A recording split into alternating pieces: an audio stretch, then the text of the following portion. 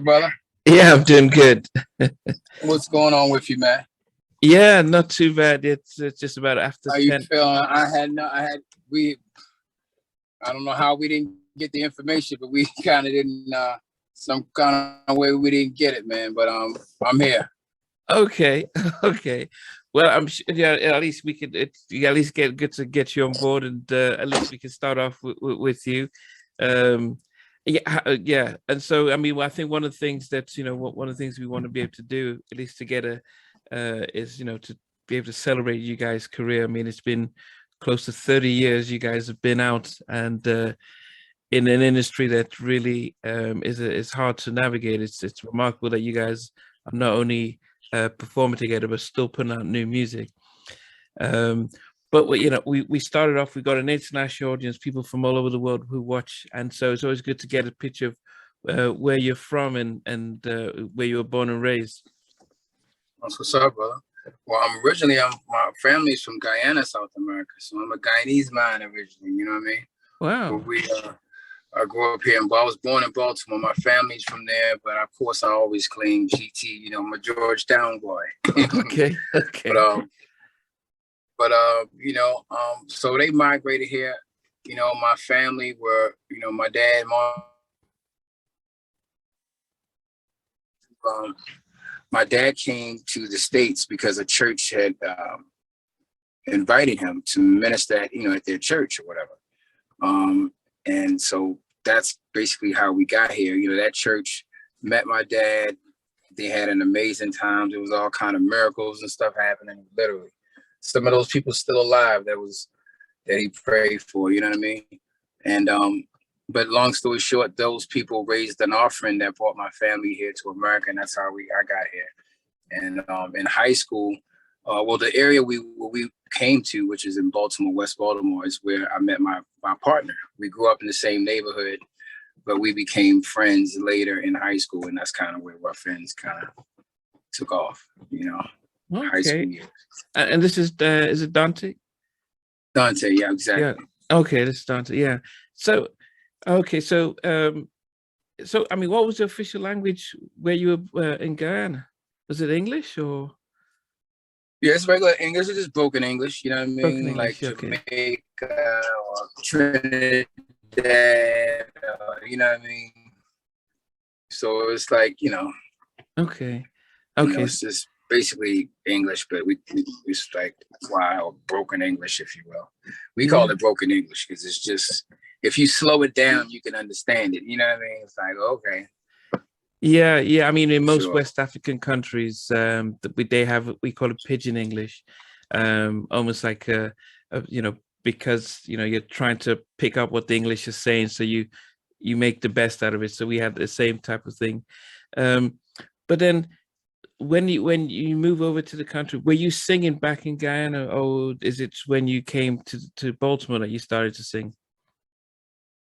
I was actually born in Baltimore. Oh, okay. Oh, so the whole family. Even okay. though, I was born here. My mom was pregnant with me in Guyana, but when she had me, it was here in America. It was in Baltimore.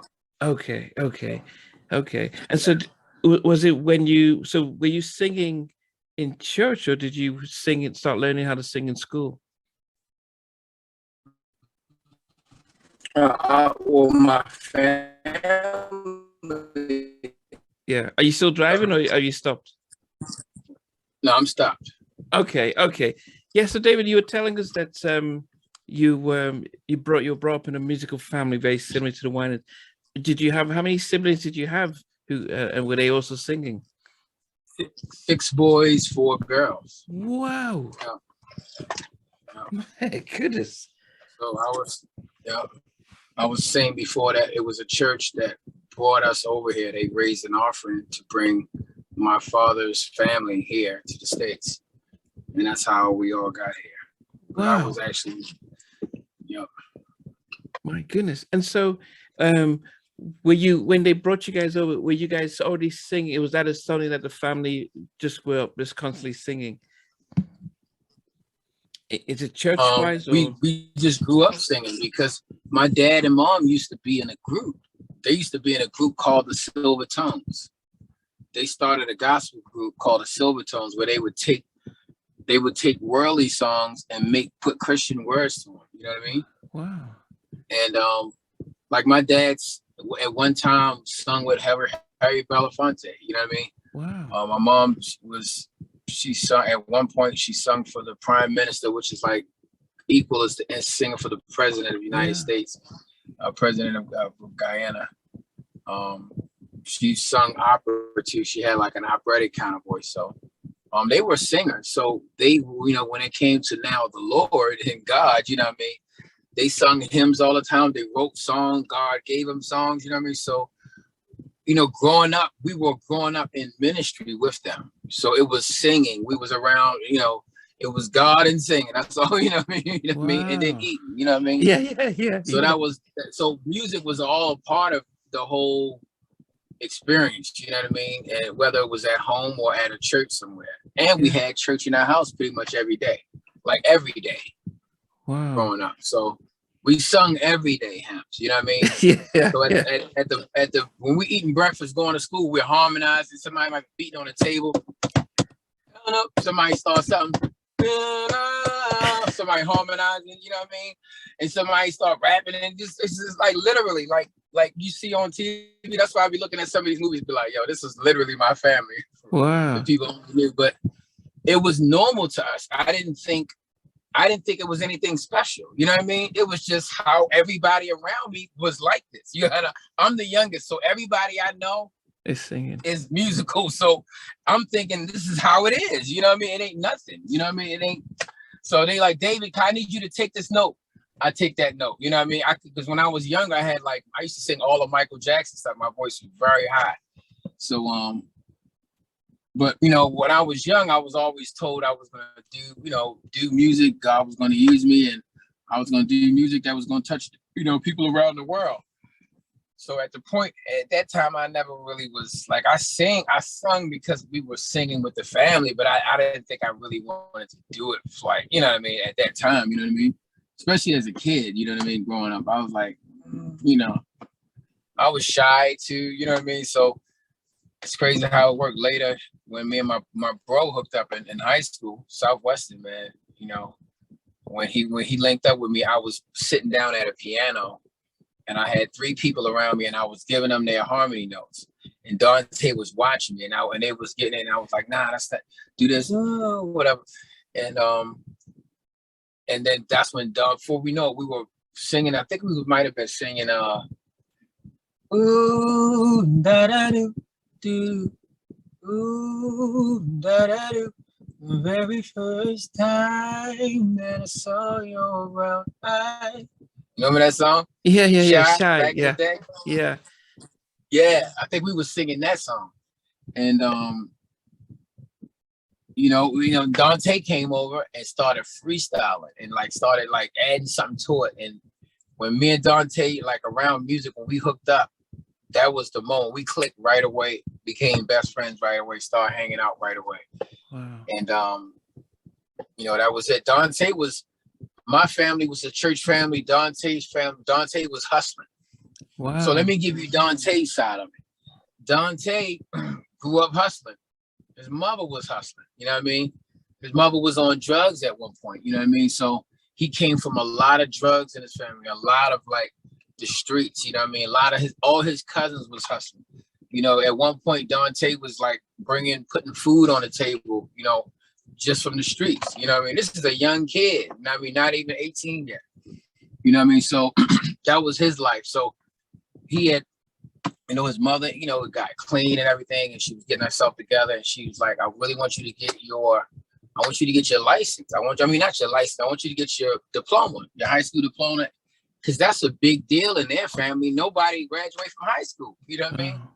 So he was like, all right, I'm gonna do that, whatever. So the day he decides, it took him a while to get it together. You know, this talk, you know, all right, I'm gonna go, you know, he's like, I'm gonna go take some time. Well, the day he finally goes is the day that I'm playing at the piano in the school. So how our school is set up, when you come in, the first level is the auditorium and the music and all of the arts is on the first level. Everything else you have to go up these stairs to get to. And that's where like English, social study, all them other classes and everything else. And auditorium, gymnasium, all that stuff's on the first stuff. So when you first come in, the music room is like right to the left. And if that door is open, which it was, you can hear us in there singing, harmonizing, you know what I mean? And people in class, that's that boy David singing again, you know what I mean? So I'm singing and Dante hears the singing, and instead of going to where he was supposed to go or check in, Dante actually went to the class, and that's how we met.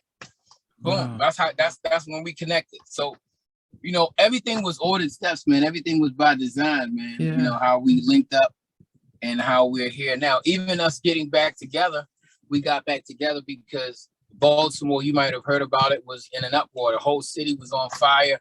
You know what I mean? Because of Freddie Gray. You know, Freddie Gray was you know, wasn't done right. You know what I mean? The brother lost his life, the police brutality. And me and Dante I was in an area called Pikesville in Baltimore, right? And I'm just going to show you how crazy of a coincidence. You want to say, I say it's destiny, but tell me how crazy this sounds to you, all right? You ready for this? Yeah. So I'm in an area of Baltimore called Pikesville. This is a very Jewish area.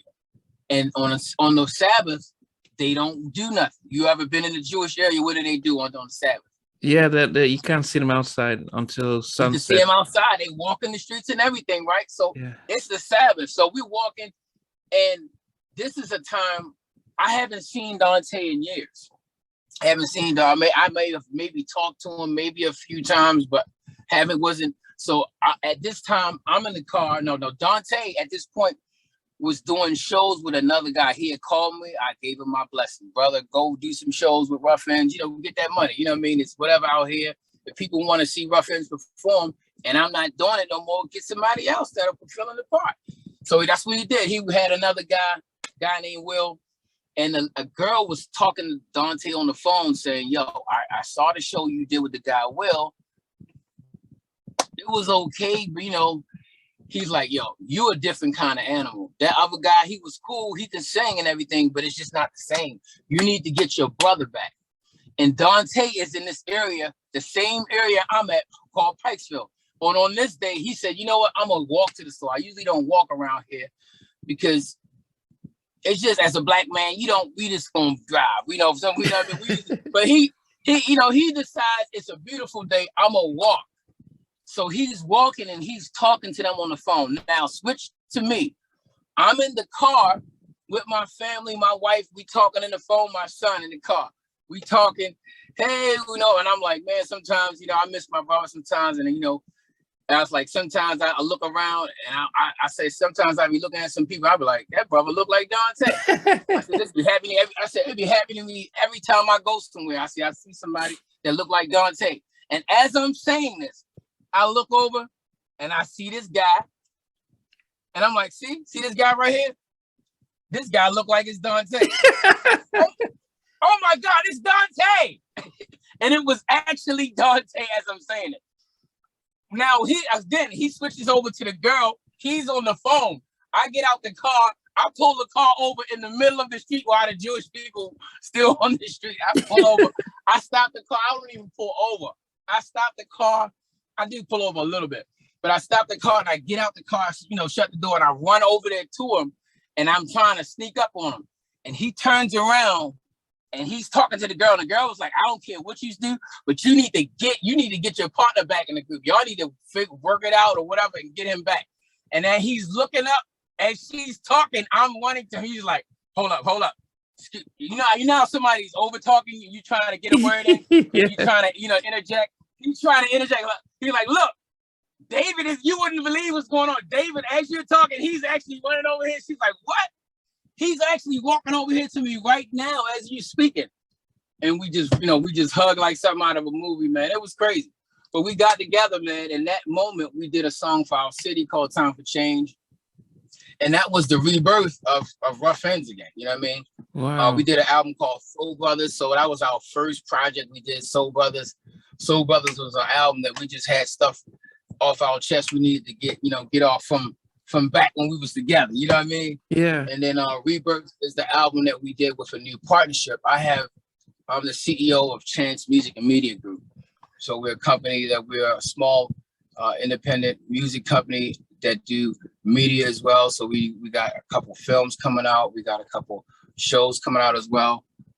So definitely stay tuned for that. But my company got a deal with SRG, and Rebirth is the first project with that partnership. So that's why this is a special album.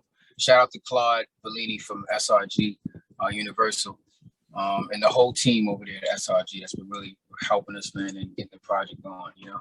Yeah, and as I said, I definitely want to come on to, because I could see the professionalism with the videos, especially, and I recognize in some of the credits that you're actually doing some directing and editing. But before we get there, most people would have always thought, and I was one of them, that, you know, especially when you guys came out, it was not common to have a duel. You know, I mean, we had it with Changing Faces, we had it with Janae, even had it with Coffee Brown, but it was not too many, just, you know, two male vocalists coming out. So how did that come about? Was it, I mean, I know you've told us about how you and Dante, oops. So you told a story about how, oh. You can see me? Yeah, I can see you. Yeah. Okay, I can see you now. Yeah, so you're telling me the story about how you and Dante first met up and became instant friends. But when it came to actually coming up with a group, just did you not think, okay, we need two other guys, because all the other groups from Shy, Blackstreet, Jodeci, Boyz II Men, or at least four? Was that, what was it? What was the plan? That was the plan. Okay. You just said it. Okay. So, yeah. So yeah, that's why I said when I was sitting down with the guy named Will, another guy named Jerron or Ronnie Henson, his real name was Jerron, and then another guy named I think Bullethead David. He's the guy had a real big head. We used to call him Big Head David. But I was sitting with those three guys, and then Dante came over, and it was, you know what I mean? So, but we never, you know, David didn't make the group, but the other David, you know what I mean, didn't make the group, but that was actually those four people originally ended up being the group. Me, Dante, Ronnie, and Will. Fat Boy Will, and that was an amazing group. We named ourselves Ultimate Condition. We don't know what it means. We just was coming up with names that sound like something. You know, it was like Ultimate Condition. Everybody was like, "Yeah, that sounds like, yeah, Ultimate Condition." Yeah, everybody was like, "What's the name of y'all group?" It was like Ultimate Condition. You couldn't tell us nothing, man. You couldn't tell us nothing. And that was the group. Why? Because Jodeci and Boyz II Men was basically to us the cream de la cream, you know what I mean, of R&B groups at that time. And Jodeci, we loved Jodeci, but then Boyz II Men had a different vibe that we definitely related to as well. So they was like our two faves, you know what I mean? So we were actually trying to mimic ourselves, like you said, to be after Jodeci. We were just modeling, because monkey see, monkey do. Yeah. I mean, that's how kids learn, for real. Yeah. We learn from what we see. So we doing, you know, we trying to be like them. So when we had problems with other people in the group, things didn't work out. We tried to different, got other guys in the group. We had another group called Forte. We got two new guys. That didn't work out. You know, those guys couldn't get along. We met Patti LaBelle with those guys, and we had an opportunity. Those guys couldn't get along. We couldn't get in the studio and get things happen so we could get the records to her. And we lost an opportunity with that. So, you know, you ever heard of, you know, Drew Hill had a member called Scola De Niro. They're back now together. Yeah, I don't know if you're familiar with Scola De Niro. Yeah. Scola is from Baltimore. He's from our same hood in Baltimore. Scola had songs like Let's Get Personal back in the day. He was on BET before Drew Hill, he was the first big celebrity from Baltimore. I mean, maybe not to the world, but to us in Baltimore, he was on the radio and on television. That was it. And on BET, on the box. You know what I mean? So he is huge, and he's from our block. You know, a hood kind of dude, you know what I mean? Used to hustle, you know what I mean? So Scola was that dude for us. So Scola met us, and he was like, look, I know y'all keep trying to get get this group going with our guys, but look, if it ain't working out with them, y'all need to just go ahead with the both of y'all. The both of y'all can do it. He was like, look, y'all from around the way, y'all both can sing. People love y'all, man. He's like, look, I think y'all can do it by yourself. Y'all hungry? He was like, yo, just rock with y'all. Because if it ain't working out with the group, don't let it stop you. Wow. You know what I mean? And boom, that was it. Ruff Endz was born in that moment.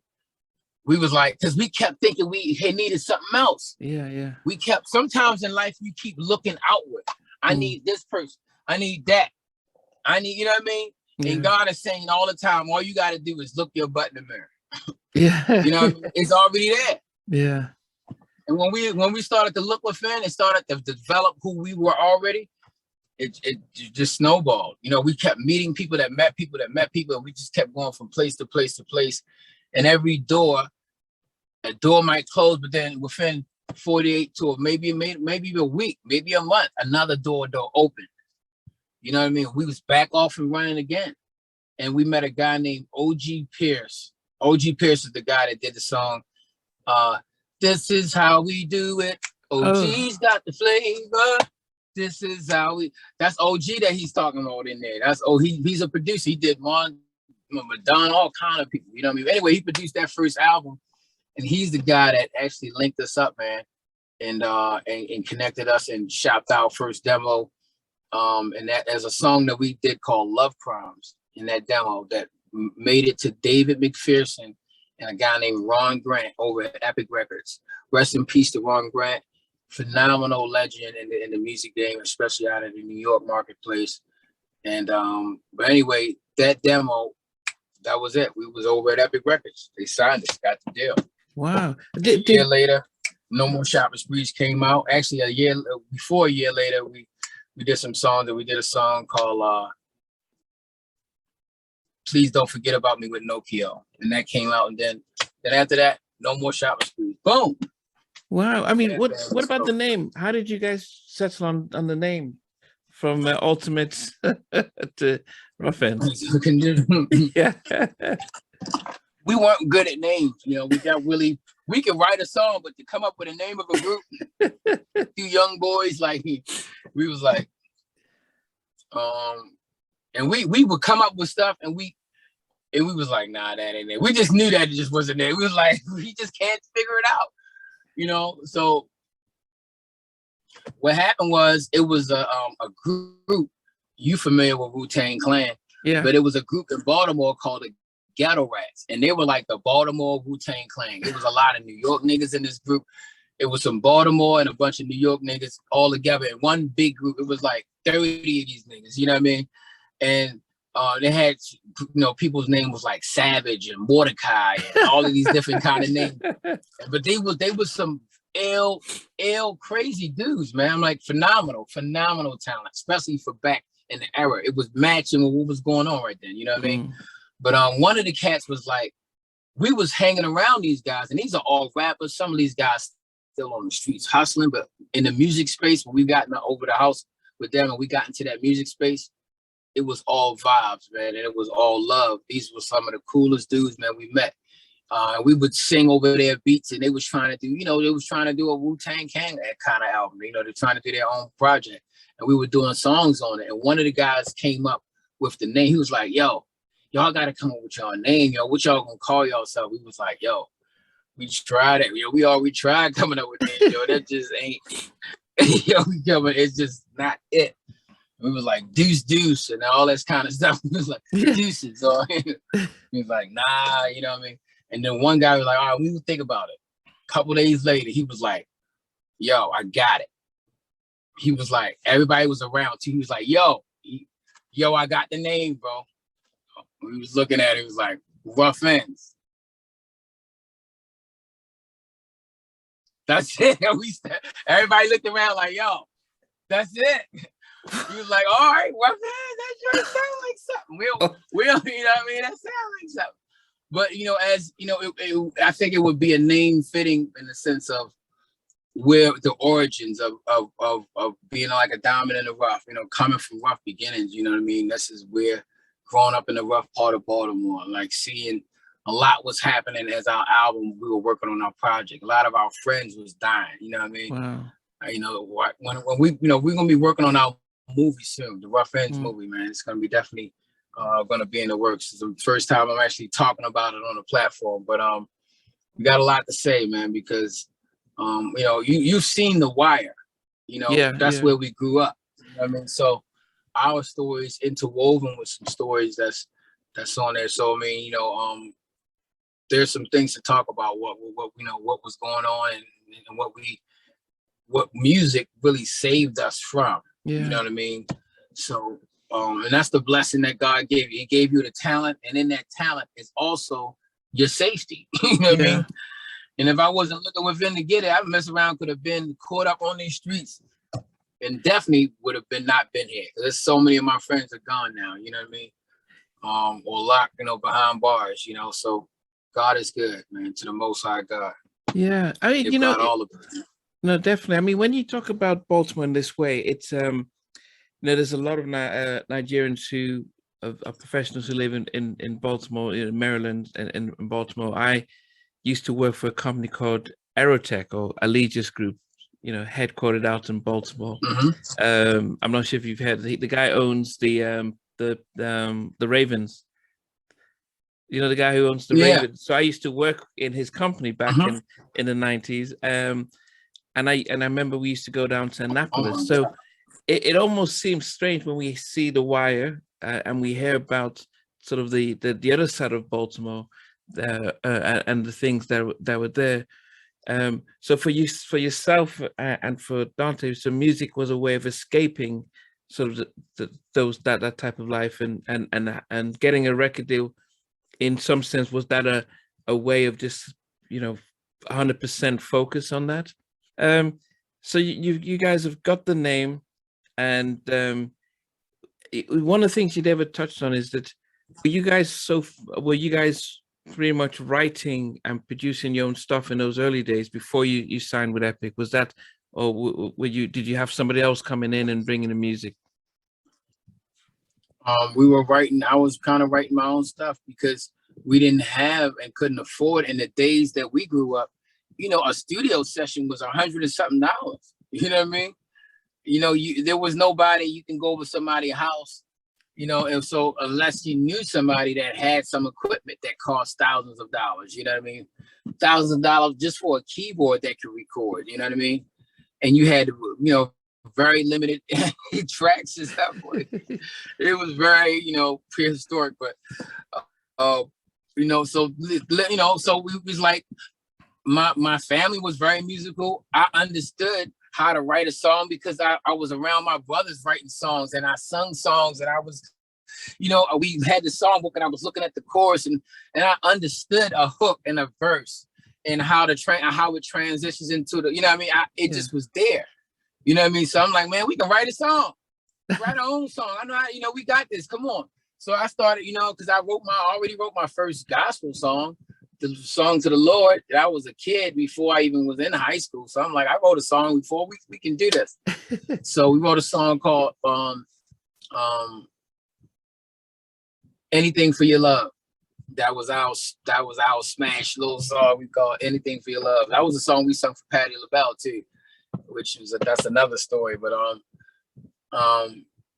we wrote all of these different songs, and we were not knowing that we were growing. Did we have it all together? No. You know what I mean? I had the basic concept, and I had the talent and the ability, but was it fully developed? No. But we kept doing it and doing it and doing it, just like Michael Jordan and Kevin Durant. You know what I mean?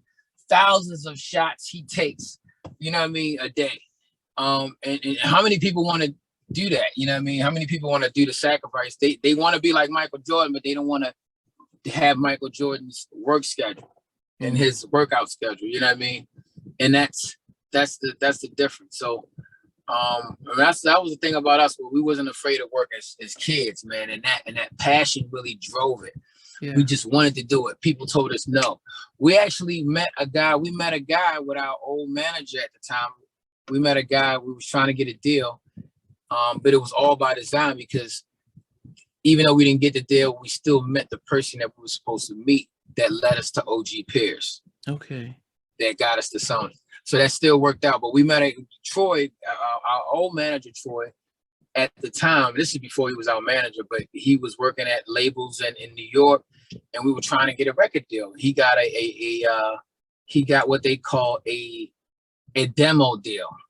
The record, if they like an artist, and this is back in the day, man, this is golden stuff. They used to do something called a demo deal. Remember that? So this is that they give you an opportunity to submit a demo for them to. Exactly. They gave me an opportunity to submit a demo, but guess what? They pay for it. Oh. Okay. They gave us like, they paid for it. So Troy, my manager at the time, he was like trying to get us a deal. He wasn't really trying to be our man. He was trying to be our production company. But he at the label, we sung for Sylvia Rome. Sylvia Rome is a name in the company that the industry that you heard of. Yeah, from Elektra. Exactly, from Elektra. And so we sung for her. She was like, well, I like them, but okay, let's just do a demo deal. I'm not going to do a record deal. I mean, because it's not enough. I need to hear something. You know what I mean? I need to hear them on a record. If they impress me, boom. So he got some money. Part of that money he gave to us because he's got the studio when it's, so they'll give you like sometimes like $10,000 to $15,000 to do a demo. Wow. They want you to do 3 songs because, we're going to a big studio, but because he had a nice studio in his house, all that money was pretty much going to him, and he was able to he gave, a couple, first time I got a comment check, I was like, dang, the music gonna be good, man. It was like a 1,500 or something like that, 2,000 or something we got. He gave us, he gave us most of the money. He didn't even keep most of it for himself, but he gave us most. So it was a couple thousand we got a piece. But we did a demo, and it, but we tried it. She was like, all right, that's, it's cool, but maybe, Then we met Randy Jackson from American Idol. Oh yeah, he was. We didn't know Columbia. who he was. We met Randy. Randy was like, that's what he was like. Yeah, and we're sitting right there. He's talking about us. Yeah, but Randy, yeah. You know what I mean? But that I loved it because that's how the game. That's one of the things I loved about New York. They were very straight to the point. Not sometimes people could be a dick about it, but for the most part, I liked it because it didn't pacify the truth. Sometimes you could be whack, and your friends won't tell you. Yeah. They laugh at you when you leave out the door. They like, yo, this nigga, oh my God, this nigga think he the next Mario or something. This nigga crazy. Then you walk back in the room and then you singing, ooh. They're like, oh Lord. Yo, I can't wait to get my new album out. It's gonna be crack. Y'all gonna support me, right? They're like, yeah, yo, we got you. You don't know you that nigga that can't sing. You know what I mean? But yeah. That's how it be sometimes, you know what I mean? But I loved it because they gave us direct truth. Like, and really when I took a good listen to the songs, it wasn't there. Yeah. It just wasn't there. You know what I mean? It had potential, but, and this is where now as I've mastered and got into songwriting as I want to say master, because you never can master the art, but being on a level of mastery, you know what I mean? You learn how to do certain things and where a song is lacking, you know what I mean? Because it was really just song matter. The song just needed some attention. And what we did, we were so happy to record. And a lot of times in those situations when you're recording where you're over somebody's house at the expense of somebody else, you know what I mean? Yeah. You don't have long. So you got one shot to get the verse down and that's it. Yeah, you know what I mean? Yeah. Not one shot. So however long you might take a couple times, but when it's down, that's it. And then he did his part, and then we laid the parts, and then we're the ones putting it down. No one's really producing it like that, like how I've learned later in the business. You know what I mean? So before we got our deal, that's how we was doing stuff. We were just doing it ourselves, and I didn't know all of this. You know what I mean? I just was doing whatever I learned. Somebody tell me. Whoever's around me, whoever I get, you know what I mean? We just getting it done. but that was enough to get us to where we need, you know what I mean, to the next level, and which was no. And then that no, we took that no as, okay, we just gotta figure it out. We didn't take it as no.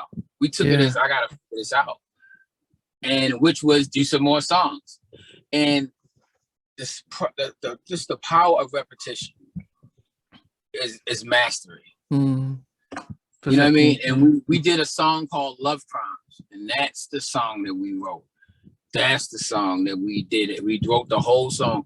The guy OG produced it. He did the track, but vocally and everything, that was my baby. You know what I mean? Yeah. And that song is what Dave McPherson heard. Ron Grant was like, we gotta get these guys to Epic.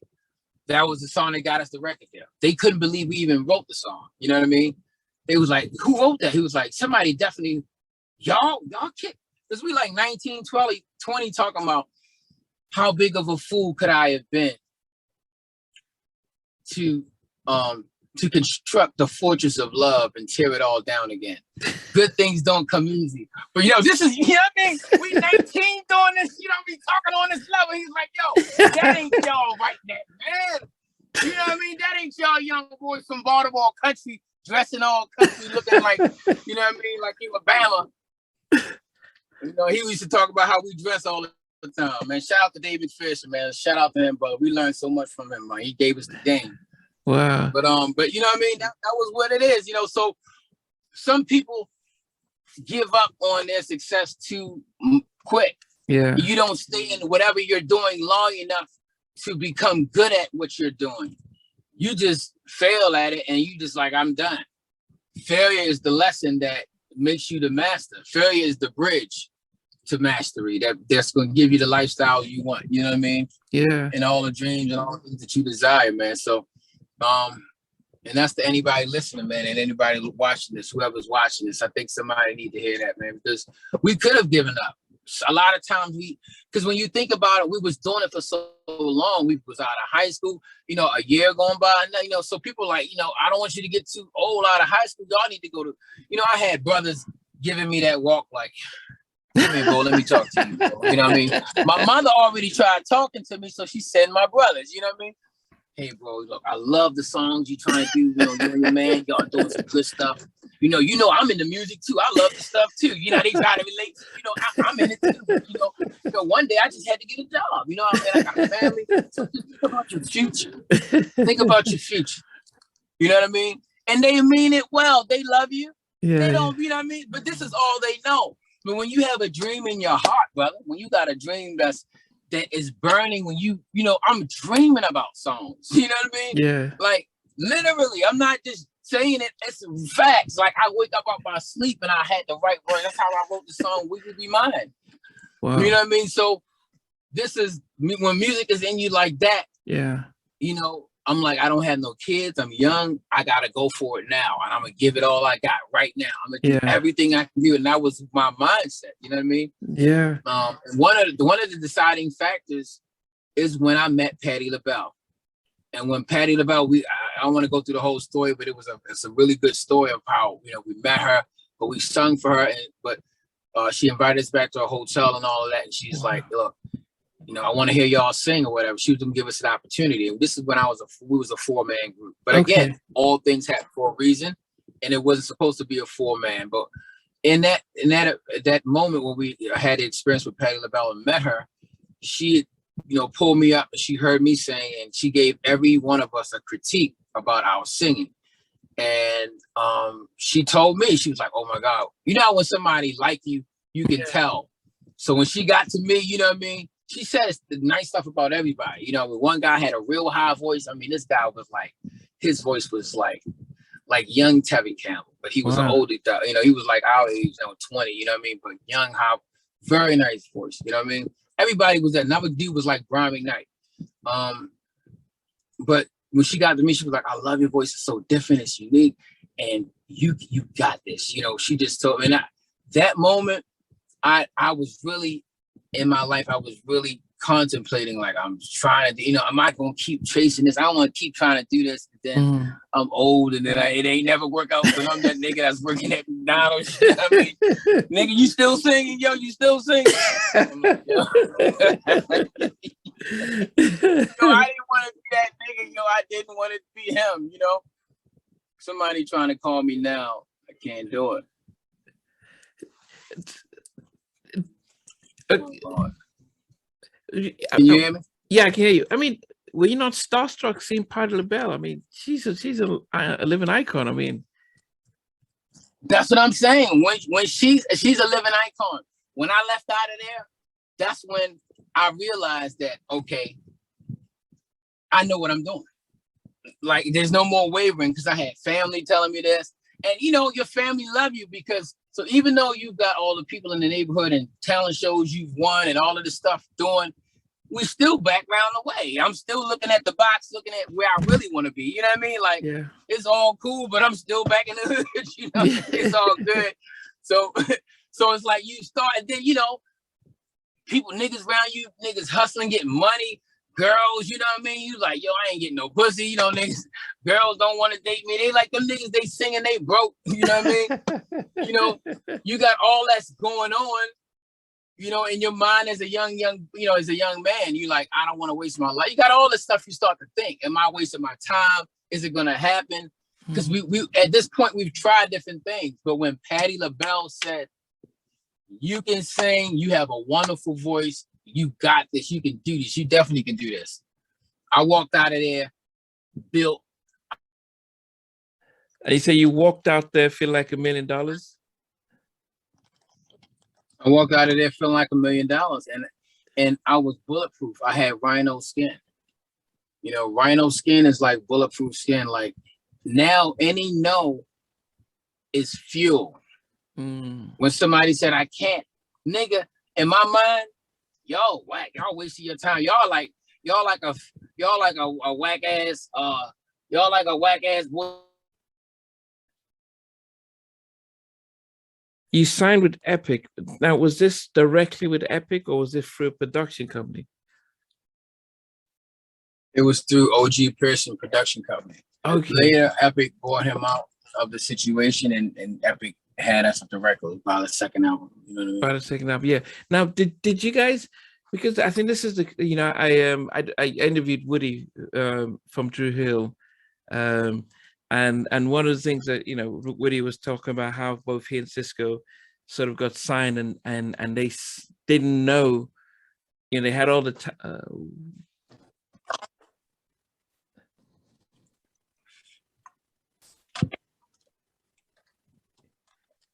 yeah. Now I was saying I was talking to Woody Rock, interviewed him, and he was just talking about, but when he and Cisco they got the deal, they had all the music and stuff, but they didn't know about the industry. I mean, when you guys were signed to OG and Epic, did you guys know about what you're signing and everything? Would that? No, we didn't know. And shout out to OG. OG could have took us to the bank, but he didn't. He didn't sign our publishing. He didn't own our nothing. He said, don't sign your publishing. He gave us, he said, whatever you do, don't sign your publishing. You don't need to do a publishing deal. Wait till your stuff is hot. And when you write a record, they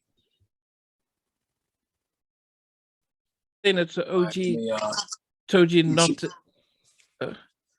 he told you not to sign a I mean, that's really remarkable. He actually told you, explain about the publishing and things like that.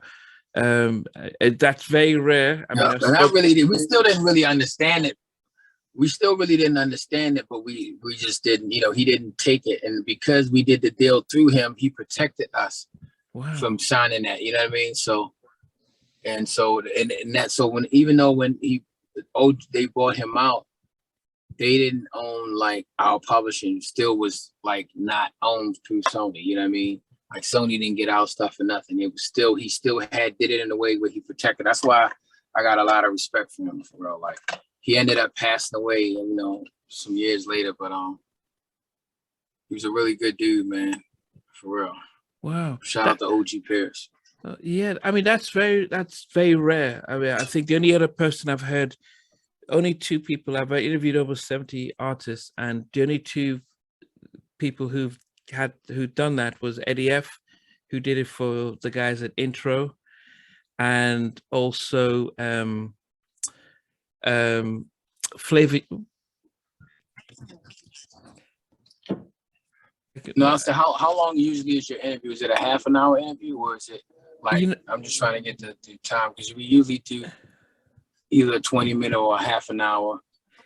Yeah, I mean the interviews. I mean, as you can see, you know, from your story, I can hear you fine now. Okay, you can hear me. No, okay, you're a little froze, because you know one of the things that the fans are listening to are hearing your story. I mean, your journey. Apart from you know, it's different for you just saying, yeah, we've got this new album, but most people wouldn't have known how you guys came Yeah, and so I mean, you've given us a lot of very interesting sides about yourself, because one of the things for me is what I recognize is. Oh. I'm just, you know. Yeah, I got you a lot of. I gave you some good. I gave you some stuff I ain't give nobody. Yeah. I gave you some stuff I ain't never give nobody. I gave you a lot. Yeah. A lot of juice. You got a lot of juice. I mean, that's no, I'm messing with you, brother. Yeah, but you know, one of the things is it's really giving the people the insight about you, because as I said, to me, I look at two guys, the friendship, and I'm like, man, how did these guys stay together and stuff? So, and now we can start to see the correlation. I mean, but also, you know, the story about OG Pearson protecting you guys, it says a lot as to why you guys can still be in this business still today, because a lot of other people didn't have the same type of sort of guardian angel, and it's affected how they are now.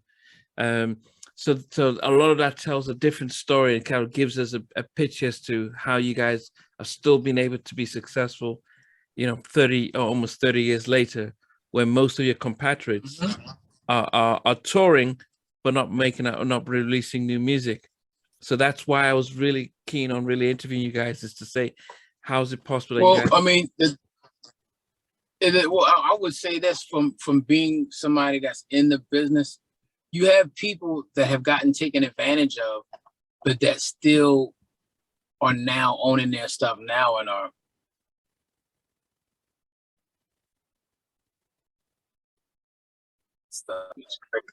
You know, your very first single, I know it was produced by Eddie F and Dan Lighty, Untouchables, the No More, which was a massive global hit. And at that time, Eddie F and Untouchables, they were doing a lot of, they did stuff with Donnell, they did stuff with Guy dancing. So they had that sound, they had the sound going. John B. Yeah. And they had the sound. But the only thing about what you guys did is you had the antidote for the guys, because, you know, we were used to the women talking about scrubs and bills. So you guys came out with the anthem for the fellas, which was really, really powerful stuff. When they voice. Yeah, when they brought it to you guys. And it was perfect timing, you know what I mean? So again, you see how it was divine design, like literally, I'm not gonna say that No More wasn't a great song, but I believe, but this is my personal thing, I believe because, like you said, it was scrubs, bills. It was so much female songs that was bashing guys at the time. Yeah. And it wasn't a lot of guys that we didn't have many answers. So when that song hit and got in the top 10, it was the you know what I mean? I can't even tell you how many guys would pull me over and be like, yo, you don't even get it, man. I had this girl she was sleeping with my best friend. Wow. I sent her the song, whatever she was using on my money, used to have my credit cards, all that. The same thing in that video. He's like, I cried when I seen the video. He was like, that was my life. Yo, I was giving her everything. I love this girl, man. She was, and like had my child not knowing she was doing this, that. I'm like, dang. Wow. And I didn't know, I didn't even know a song like that could, I'm just thinking it's just, it'll be a love song or a slow song that somebody be like, yo, that song really touched me. he was like, yo, no more is my you know what I mean? So hey man, what can I say? Timing, man, is everything. And you know, it really put Ruff Endz in R&B history with that record, you know? Yeah, I mean, when the song was presented to you guys, because you know, you guys, you know, writing your own track, were you hesitant about taking somebody else's track? Were you for the big single, or did you not think, no, we've got our own stuff? No. Well, at this point, when we got the label, it was all about, when we got with Sony, it was all about Sony. But again, Dave McPherson, it took us a year to get our album done. So Dave McPherson really, again, he put us with people to write and produce, you know, like to write with. So he, a lot of times, put us in positions to write, you know what I mean? And it took us a year. It only took a year because we didn't find it. So that means we were writing for a long time. Now, there was a lot of records that people wrote, again, within that year for us, too, that still didn't make it neither. Because sometimes you can write a great song, but it doesn't fit Ruff Endz. He was trying to find a sound too, not just a great record, a sound that matches the image and the style of the group too, you know what I mean? So that was really what we were trying to find too, you know, something that, you know, just all gels together with the photos, with how we look, you know what I mean? So I think we found that with the right producers, Eddie F. And No More was the last song we did on the album. Wow. The album was pretty much already done. And he said, oh, let's just go and do one more with Eddie L. We'll see if we can get something, you know, because we already got something. We think we got something, but let's see if we can do this Eddie F thing and see if we get. That was it. Wow. 4 a.m. vocals.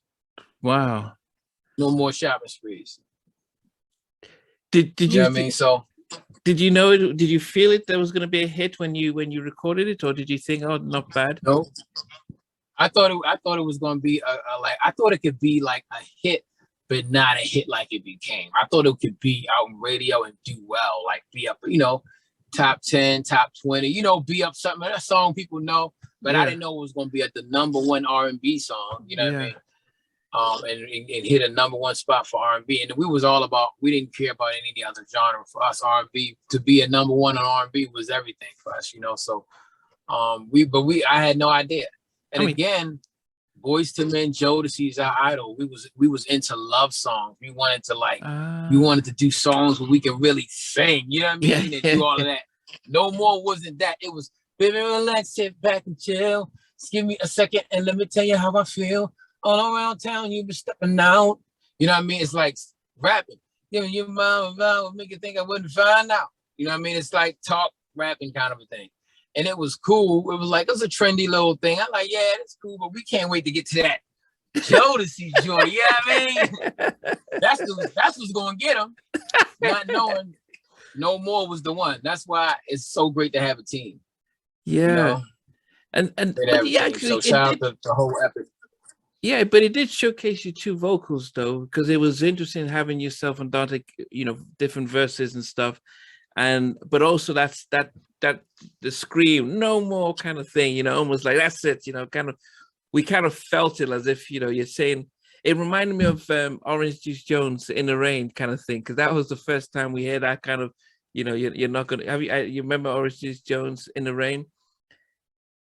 Yeah, I remember Orange Juice Jones. Yeah. So it came kind of that same vibe about, you know, that's it, you know, and it's very rare for guys to kick girls out. So it was almost a throwback to some of us, like, wow, yeah, this is, we've taken off stuff. So what did having a big single do for you guys right off the bat from Sony? Did it mean that, okay, Ruff Endz a priority, or did it make a massive difference in how they treated you guys from the beginning? It made a little difference, but it put Sony back on the map. Billboard wrote an article and said Ruff Endz is the first group on Epic to have a #1 R&B hit since Michael Jackson and Luther Vandross. Yeah. So it put Epic back in the so they were using a lot of that. A lot of the reps in the field, you know, when they go to radio, they like, you know, people wanted new Ruff Endz, but they was giving them other people, 3LW and all of these other groups, you know what I mean? Which is strategies that they use, but that's what it was, man. It was what it was. Yeah. You said. Somebody to Love You is another massive hit, actually, from which was actually, to some people they actually prefer that as a bigger hit from you guys. For Exactly. Was that the sort of the ballad that you really were looking and crying out for, that you thought would have the lasting effect? Mm-hmm. That's the ballad. That's what we wanted. But it's great because No More is a side to Ruff Endz. There is a rough urban rap hip hop side. You know what I mean? That's why we call it hip hop soul in the beginning. You know what I mean? We was the hip hop soul group duo. You know what I mean? So hip hop has definitely influenced us in a big way. You know what I mean? It's the culture. It's growing up in the hood. I mean, hip hop is through the veins and the the fabric of every ghetto in America. You know what I mean? So and so is R&B as well. So I think it was just inevitable. So but you mentioned hip hop, and I know you did some collaborations with I think it was Ghostface and stuff, but how did, because for all of us who loved R&B, we started to notice towards the time when you guys came out how much hip hop was being pushed by the labels. And it just meant that a lot of our groups, Jodeci, even Boys to Men, all these groups that we loved, and even SWV, when I interviewed Lily, was saying, yeah, their third album was pretty much hip hop collabs, and which affected them. How much did you notice that effect? How much it was the exposure you guys were getting in R&B towards that 2002 to.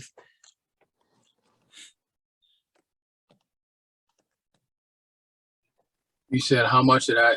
Yeah, I mean, did you notice the effects of how hip hop was? Oh yeah, I definitely noticed it. Yeah, I mean, we used to love it because I remember it used to be R&B and hip hop, and then hip hop started to get bigger. Then it became hip hop and R&B. Yeah, the station started tagging the station. Yeah, 95.9 hip hop and R&B. First it was 95.9 R&B and hip hop. You know what I mean? But we play the best of R&B hip hop. Now we play the best of hip hop and R&B. We was like, what? Y'all switching it? Y'all better switch that thing back. But hey, what can you say? Another genre that Black people have made in America that has taken over the world. You know what I mean? So it just shows you, how powerful we are. And I take ownership of it. I ain't mad at it. At the end of the day, still my brothers at the end of the day that's doing it. Okay, but it did affect your album sales and airplay and stuff for you guys. So personally, it must, I mean, the fact also that you're trying to do a third album with Sony, but the priorities are all changing. Indeed. Well, I mean, I don't think we had our group. We left Sony not because of we left Sony because it was a lot of stuff happening at the time when we left Sony. You familiar with Tommy Mottola? Yeah. He's Tommy Mottola is on the way. Tommy got fired. And everybody, it's like a new president getting elected. He's letting everybody go and putting his own people in there. Oh. You see what I'm saying? And in that whole changeover, the Japanese people came home.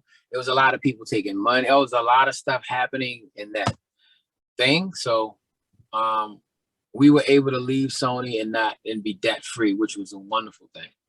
And we tried to move on. We had a nice situation, but me and my partner, we ended up breaking up as a group. You know what I mean? We ended up parting ways. I had a baby on the way, and I went to I went into a spiritual journey. I starting a family. You know what I mean? Which was again all by design. You know what I mean? So it's things that I needed to get into and learn about my spirituality and about what it is to be a father and being able to be home and being a stay-at-home dad and having a family and all of that kind of stuff. So now there's a mature me coming to the picture. You know what I mean? There's I have a lot more life I've lived. A lot of people have died in my life since then. There's a lot of hurt. There's a lot of pain. There was a lot of joy, all of that. You know, I got a lot of life. So now we've come back together to finish the catalog, you know, and we're excited about the future of R&B. And I think my dad used to say there's nothing new under the sun, and everything comes back around. And I remember when I first got my high top fade, he was like, man, bro, that ain't new. I thought it was a new haircut. I never seen it before. I'm like, yo, I want one of them. You know what I mean? Everybody was getting them, and he was like, bro, he's like, we've been like having fades. I'm like, they ain't had. He's like, man, we had fades back in the day. I'm like, for real? He's like, yes, bro. Back in the 60s, you know, he's like, yes, fades. You know what I mean? You ain't saying that, dude. Them haircuts, them styles, we've seen them, had names for them and everything. So it's like that. And with music, if you look at it, it's a lot of recycling going on. You know what I mean? It's a lot. So, and again, you know, what's authentic after a while must rise to the top. Yeah. You know what I mean? It just has to. So it's only a matter of time. And I feel like new and old, there's a lot of new artists that I respect. But new and old, I think everybody is pushing towards that, you know, and I think people want to hear new music. People want to hear real music, live music. They want to hear music with depth and not just sex and getting, you know what I mean, take me home and, you know what I mean, your girlfriend can come to, you know, we can all of that, you know, because after that ain't going to keep you in no relationship. You know, it's a lot of people posting now, I need music that's going to keep, you know what I mean? I'm tired of like, keep getting a new man. I need music that's going to keep me, like, get me married. You know what I mean? I need different kind. I got to get rid of all this. You know, I was about to name a couple artists. No. You got to edit this, bro. Don't put me out there looking No. But you formed David Chance Music and Media Group. What made you... Chance Music and Media Group. Chance. Yeah. What made you decide to go that direction? Because... you know, that was a big chance. A big chance, but you know, what made you? What was the vision to be? You started your own. This is when we were separated. So Chance Music Group started when, you know, we were apart, and I had a gospel label, and that's what it started as, a gospel. You know, I was putting out music, and I was doing inspirational music, gospel music. I signed a couple Christian artists. That was a group called Rooted Deep. They were Christian contemporary artists out of Virginia Beach. So I was doing albums, you know, putting out projects independently, you know, and, you know, going to radio, doing the same, you know, promoting my little groups and everything. I was with, you know, at the 700 Club down in there and meeting people and doing, you know, I was doing missionary trips into Africa, like you name it. I was about it. Like I was, you know what I mean? So, and all of that was a part of, you know, that's all a part of who I am. You know, that's what I saw growing up. You know what I mean? So it's like, now I have a family.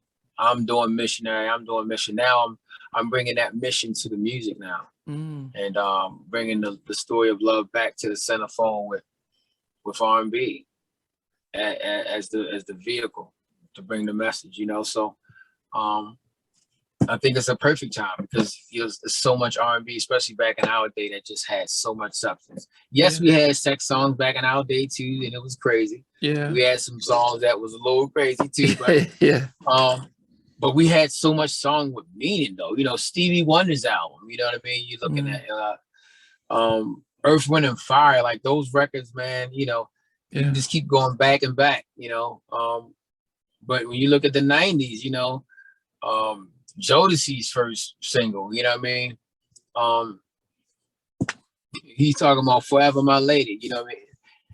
Forever, he said, so you're having my baby and it means so much to me. There's nothing more precious than to raise a family.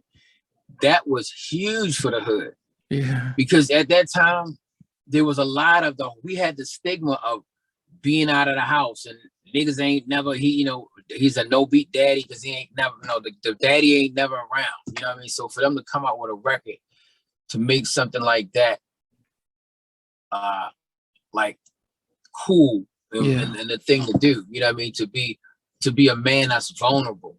You know, we really was impacted by Jodeci because they had gospel roots, which was dear to my heart, but they had urban vibes, you know what I mean, which was all, which was a part of where we grew up, you know what I mean? So we definitely loved Jodeci a lot, but we had, love Boyz II Men just as much, you know what I mean? Yeah. So I think as we wrap it up though, did the separation from your good friend Dante, did that help you sort of because you the picture you describe, and I can't wait for the movie of you guys reuniting, it almost feels as if even though you were in the same city and a phone call away, it's almost as if it was designed like, you needed to grow apart in order to make, to build this foundation you have now. Exactly. Because sometimes two people together will keep doing the same thing. And there's sometimes in life, and that's not until I've lived life and looking back, because I would have stayed still I wouldn't have wanted to get into father. This is my mindset was still, this is my shot. Like, I'm going all in. I don't want no family. You know what I mean? I don't know what kind of father I would have been. You know what I mean?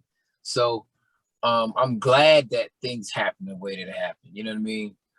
Where, we just went out different ways and parted and whatever. And, but we brothers. So we always had love, just like family. Families sometimes don't speak, but they still love each other and they still gonna support each other. We always had love for each other, but it was just like, all right, I gotta do what I gotta do, you know what I mean? And and that's what it was. So for me, I never stopped doing music. I had putting out artists and all of that, but all that I was doing with other those independent artists was really, again, me honing my production skills, writing, all of that still, learning the art of songwriting, because I was writing songs for soundtracks. I had to write songs for people's albums. They were paying me $15,000 to do their albums. So I was like, all right, let's do it. You know what I mean? Yeah. Because I was making a living, and my little royalties, when you think about the power of music, you don't have to be a millionaire. When you think about what your bills are every month, nobody's bills is $100,000 a month. Most people's bills on average is, $4,000 or $5,000 a month, something like that. Really. And when you think about that, if you had $4,000 or $5,000 coming in every single month that was covering your bills, that would change your life. You know what I mean? And that's the power of music. So being able to do things and being able to, start a business and, try other things and be entrepreneurial and try to get your leg, you know what I mean? Yeah. It was a blessing to be able to do that, you know what I mean? And really be able to help support my family and, stuff like that. So again, all by design, man. Yeah. And then Rebirth, because, I really love Congratulations. And I think that. why I like it is that it's not the typical song. It's, most of the songs, it's about, I'm going to be the back man or something like that. But this is like, we had love. It didn't work out. I don't want to let you go, but you know what? I'm going to let you go and actually congratulate you on your new relationship. And for those of us who've had those kind of relationships in the past, where, you've seen your ex with somebody else. And I even remember Dr. Strange, the whole thing about seeing his ex move on and being able to say congrats and actually, let go. It's really, and I just love the vibe of it. Exactly. You hitting it right on the head, brother. You hitting it right on the head. You hit it right on there. We wanted to do something different. See, the pandemic had a lot to do with why we changed the perspective of the song. When you really believe in purpose, if you're a person that believes in destiny, then you would treat people different along the journey. You know what I mean? When you look at life as I'm on this road getting to where I'm supposed to be, there's a destination I'm getting to. And sometimes you could be in a relationship and this person is somebody that you met along the way. They're not going with you. And when you find out they're not going with you, are you gonna be bitter? See, when I look at it and you put it in that framework, there's no bitterness. But if I'm all in my feelings, like, man, that's messed up, man, that's you know what I mean? But that's how we are. Yeah, that's how most people are, and this is the grown man approach. See, I couldn't write that song 10 years, 20 years ago. Yeah, I can write this kind of a song now. You know what I mean? Because I've lived and I've understood that. Yes, we are part of the process of the things that are happening in our life, but there's also ultimate design of someone that is behind the scenes is making everything happen. And once we realize that that's really going on, then along the way on this road, on this journey, I want to treat people well on that journey. Yeah. I'm not going to be spiteful anymore, because we all are trying to get to love. You know what I mean? If it's not you, I'm sorry it didn't work out between us. I'm gonna get out your way. I'm gonna move out the way. You go find love. Look, blessings. Look, you need something. Here you go. Boom. I wish you well. Hope you find what you're looking for. I'm sorry it didn't work out. I'm gonna go look, because I'm not wasting time. We running out of time. Yeah. You know what I mean? Niggas trying to get to love. People want love, man. This is in our DNA. You know what I mean? So, all that playing games and all that away, we ain't got time for that, And so this is a way of perspective to look at it that will leave both the people healed and whole and complete, and not bitter and angry. Yeah, because all you're doing is taking that with you to the next relationship. Yeah, you know what I mean? Yeah, no, you're 100% right. It's not helpful. And I was actually glad that there was no twist in the end of the video, because she's in a wedding dress, and I'm thinking, I hope this is no Drew Hill's in my bed kind of twist. So I'm glad you stuck with the storyline, because look, I love my director, but he wanted some twist in there, and I was like, nah. So, I love you, DC, but you should have gave me some creds on that daggone congratulations. Yeah. But shout out to DC, phenomenal director. But I got to work with him. My son actually was the director of photography, so he shot it. Wow. My production company produced it. So what but I like the production of it, not just the song. It has this really soothing sort of vibe to it, very meditative stuff. Who were you the one who did the production on that? Because it was really I produced it. Yeah. Wow. Yeah. I produced the whole Rebirth album. Wow. My son produced Party Over Here. And he produced Running Through My Mind. And he also produced Overnight. Wow. So he's keeping the family. He's keeping the family music thing going. Yeah. Giants Music Group, baby. Let's go. You know what I mean? Let's go. You know what I mean? But you got to train him young, man. He's got it. He can sing and all that. He's doing videos and movies and all kinds of stuff now. He's gonna be crazy. He's gonna be a young, phenomenal dude, man, in this game. And then finally, because one of my favorite guests I've had is Crazy Bone, one of the most humble guys I've had on my show. I mean, I was surprised how humble and down to earth he was. And it was really good to see him on feature with you guys on Your Body. How was it like working with him? Man, he's really cool, like you said, a really cool dude, man. Really down to earth, soft-spoken, shy, soft-spoken. You know what I mean? Like, you would just think something else, but he's a really nice person, brother. Man, we got nothing but love and respect for Crazy Bone, man. He just got on the song, man. It was not, we sent him the record. It was no problems. It wasn't like, you need to talk to my attorney and all of this stuff. He just sent the record back in about a week, sent it back. It was done. Wow.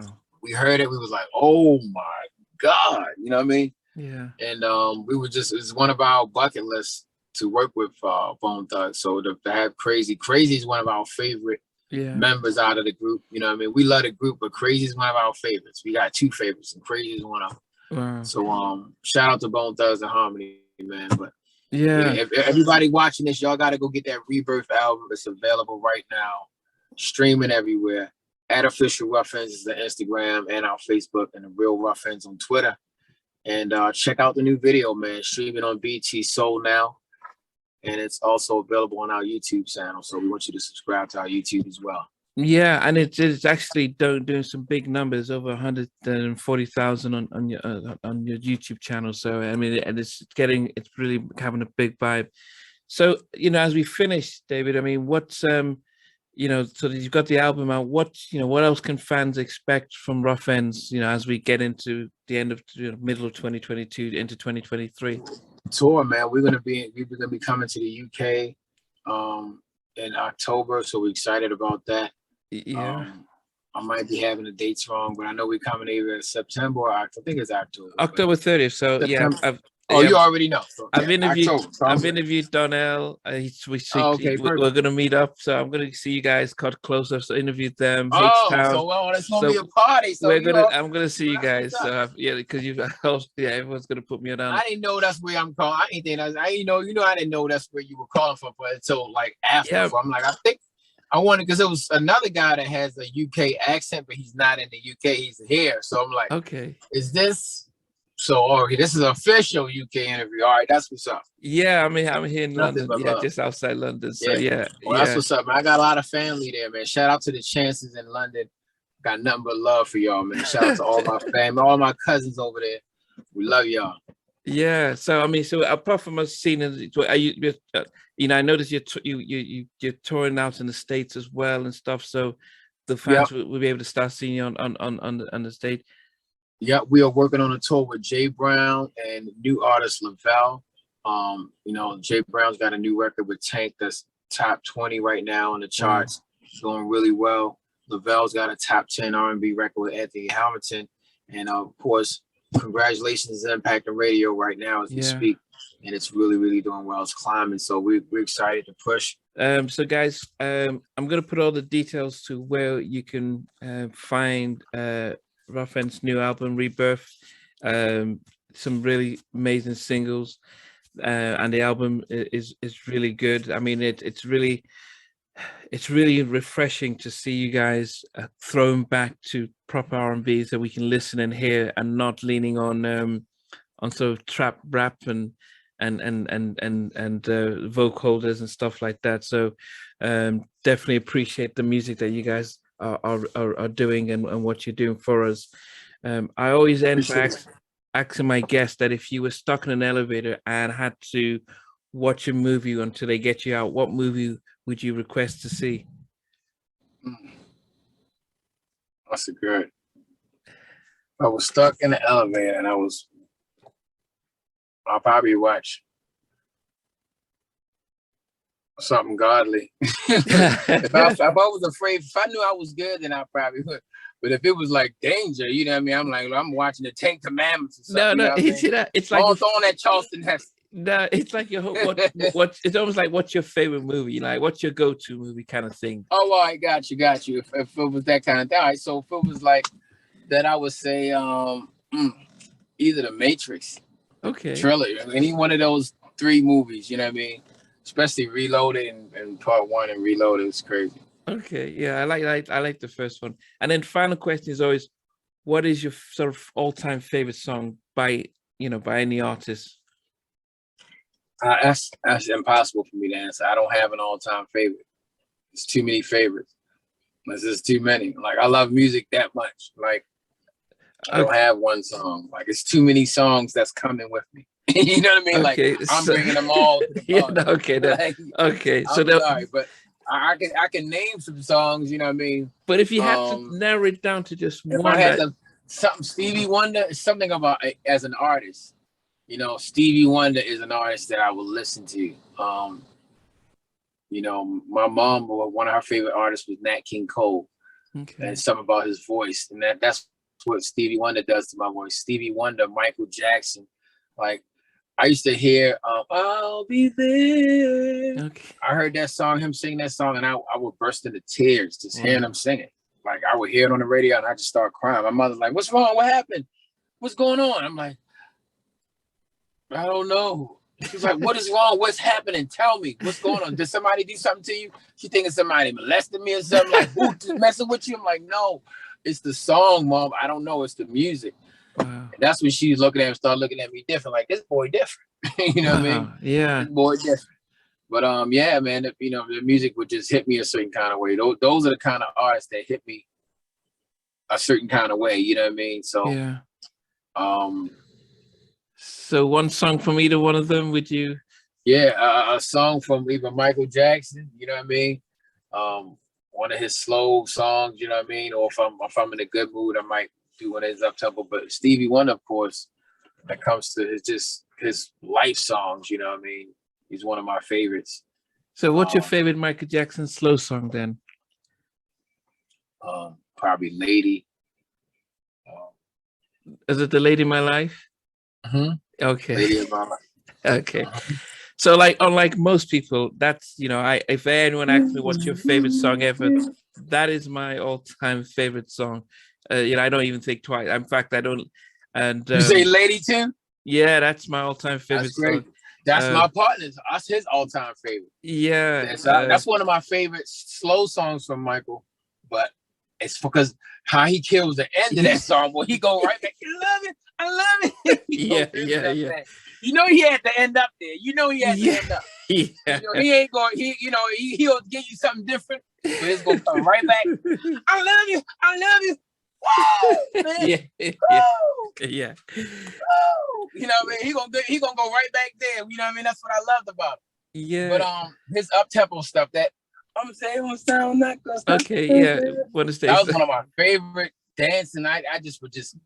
My father used to have to, like, we would be walking and out, like we used to walk down to a place called it was Polak Johnny's, but they used to have donuts, and my father used to have a Bible study there, like a men's Bible breakfast prayer. Oh yeah. I think my dad used to go to one of those. Yeah. Yeah, like exactly. You know what I mean? So we would go but we used to pass by this record store that was on the shop, and you know, I would usually follow him, but when they had the music outside and they playing that song, and I'm just my father crossed the street, he looked back, and he don't see me, there's a crowd of people around me, and I'm just did it. I think I'm Michael Jackson. I'm over there dancing to him, trying to do the moonwalk and all that kind of stuff. And people looking at me, and I'm like 6 years old. They like, this little boy is crazy. Oh goodness. David, it's been great talking to you. It's a pity we had the technical stuff, but it's been really good. As when you see Donnell Jones, ask him what his favorite song is, and he'll tell you the same thing. He actually wrote a song called "Loving You," based on "Lady in My Life." That's how much he loved the song. He wrote his own version of it, and that's his and then if you ever see Pamela Long, who used to be in Total, that's the same thing with her as well. So there's a number, and actually Crazy Bone is a massive Michael Jackson fan as well. Wow. He actually got into music after seeing Motown 25. He told his folks, I want to go into music because he saw Michael. So he's a massive Michael fan. So when you next talk to Crazy, ask him about, so there's a lot of people who are not inspired by Michael, but just love his music and stuff. But yeah, I can't wait to see you guys when you do come to London on the 30th. You know, as I said, I'll get to meet you guys backstage just to really to see you guys. But as I said, I really appreciate the music you guys have you're putting out. Appreciate you, brother. It's really and it all worked out too, man, because I was supposed to do another thing, and they were trying to, that's why I was really trying to do it, but it all worked out that they rescheduled, so it's all perfect, man. So it's all good, man. We're good on that too. Yeah, I appreciate it, and I'll actually we'll probably reach out to Dante later as well, just to for people to get his side of stuff and stuff. Exactly. Yeah, sure. But I appreciate it. So once I speak to him, then I'll put this stuff out within the next 2 weeks, so it then builds up to really get you guys' album going out. But I appreciate the time, man, and stuff. For sure, brother. London is like we spent a lot of time, over there. We came in a lot of visits to London. So, and I got a lot of family over there. So it's we had a lot of great experiences. Our first international experiences going to London was like, wow, you know what I mean? And hearing the accent and all that stuff. So it's like, you know, we love the UK, man. So it's always love, man. We're always going to make time for our fans and our supporters over there. So yeah, and we'll be happy to see that you guys are still putting out some. As I said, I love that. I love congratulations. I love the fact that it's a positive song, and there was no twist to it, and you know that we don't normally get stuff like that. So as I said, I just appreciate the stuff that you're doing, and the quality of the music and the videos. So you're not cutting corners. So that's the, you know, most of guys are touring, but they're not really putting out new music because it's like, yeah, what's the point? They're focusing on the tour money. But it I guess for the fans, you know, they'll be wondering, what's the incentive of actually putting out new music? Is it because you expect to make streaming money from it, or is it just because you have so much in you that you need to get out? Doesn't matter. What's the real motive? I mean, the motive is the fans, you know what I mean? And there's fans that is supporting the new music, you know what I mean, that's streaming it. And so you know, it's like Stevie Wonder. Like right now in my streaming catalog, I got his whole catalog. I stream his whole catalog. That's why we doing it. You know what I mean? Yeah. You understand? Like, so he's going, you know what I mean? So if we get 1 million people streaming our catalog, we fine with that. You know what I mean? And we got a few million fans that we need to get back. It's a lot of people that don't even know we back on Instagram. Don't even know I didn't even know y'all had an album out. You know what I mean? So platforms like yours, man, that's why your platform is so important. And platforms like yours, because this is the way that we reach people now. Because not everybody's listening to the radio now. Not everybody's, you know what I mean, plugged into, you know what I mean? Yeah. And it's different. Like the whole industry is different now. So it's like things could be popping that you don't even know about. You know what I mean? Like stuff going viral that I'm missing out. Oh, that went viral. It just went past me. Like, you know what I mean? So that's the world we live in. So it's like you just got to get as much platforms to let people know. And you know, we're gonna get these out. But also, you know, we are into, again, like I said, movies and stuff like that. We've got a lot of things that we're working on to bring media and music together. So we're going to be singing our songs visually, you know what I mean? So that our fans can enjoy a visual experience, you know, and more of that. So a lot more to come, man. So we'll so talk on that when we get to that bridge. It's gonna be great. We're gonna have a lot more to talk to.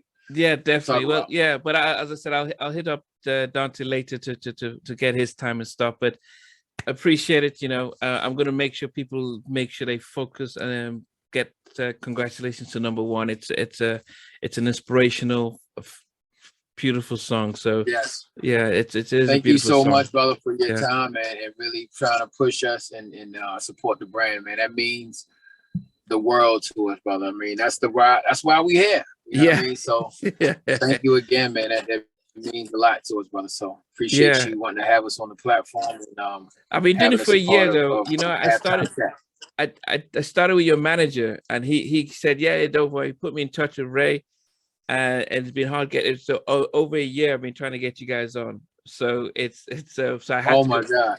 So I had to go direct to you. Yeah. So it's been a year since I started doing this. So, and in that, But as I said, it's good now. At least I've gone used, and I get Dante, but I'm glad now because I love the. I'm sorry, man. I wish we was both on here, man. We wanted to do a proper situation to have us both on there where we can do something at the same time. You know what I mean? Yeah. No, I think this is good. You get 2 for 1. A lot more information to do. Yeah. Yeah, we get 2 for 1. I mean, information to do it. Yeah, but anyway, I'll let you go. And as I said, I'll appreciate everything. All right, thanks, David. Thanks for watching. Please remember to subscribe to the channel, but most importantly, to press the notification bell so that you can be notified when we do have a new interview.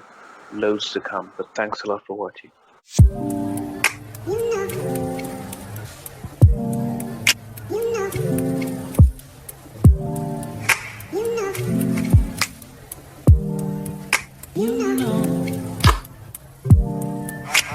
I begin to